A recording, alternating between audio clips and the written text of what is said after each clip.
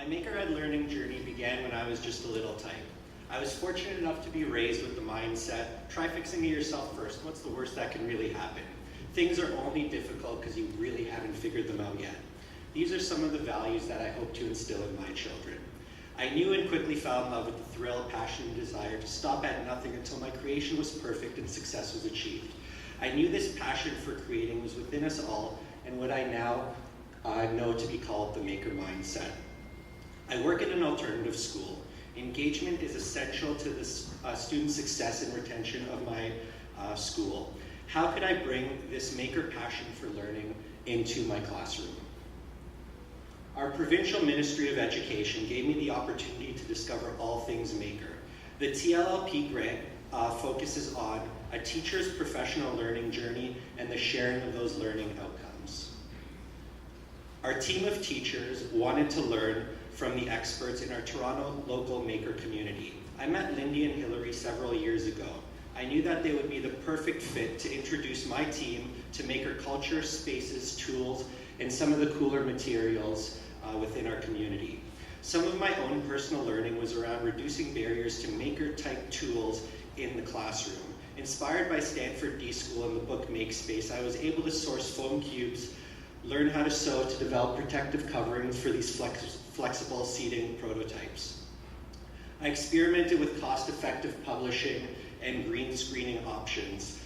Here I am in Fabricland and playing around with some acrylic and Lexan to see what works as a whiteboard and best for green screens. What better way to learn about the tool than to make it yourself? My science students and I made functional microscopes. Here we are zooming in on an onion cell. Pretty cool. We quickly learned, though, that our microscope needed bigger adjustment knobs to help focus our onion cell specimens, so we designed one. 3D printers in the classroom will give our most innovative people, students, access to designing solutions and turning their imaginations into reality.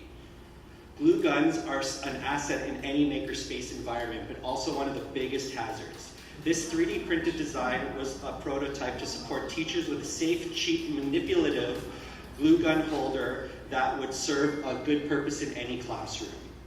Strings of LEDs and cardboard attachments were definitely some of my more divergent outcomes. This led to the personal discovery of how amazing cardboard really is. Free, easily sourceable, recyclable, and perfect for rapid prototyping in any makerspace environment.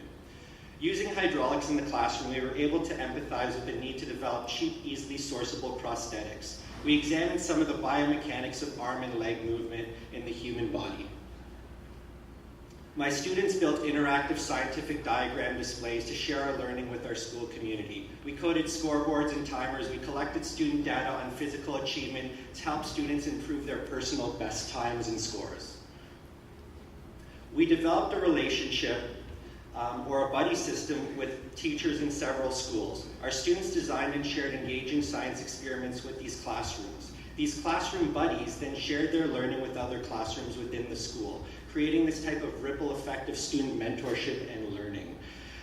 Our TLLP sharing strategy was to design a maker box of tools, materials, and resources that would reduce barriers to making in any classroom. Our maker box became a central component to starting up many teacher classroom maker spaces and lunchtime STEM clubs. Some additional things that I learned when making this year. English is a second language for many of my students. Give your students multiple ways to communicate, and sometimes there's a great story waiting to be told. Work hard to create that aha moment. Embrace and enjoy it.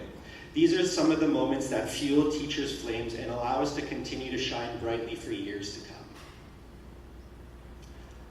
Understand other people's cultures and perspectives has become increasingly important over the last several years. Students must be able to put themselves in the shoes of others.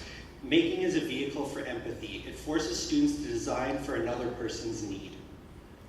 When placed in the right environment, each one of us has the ability to make wonderful things. Each person is unique, and just as we all learn differently, we definitely also all make differently in our own ways.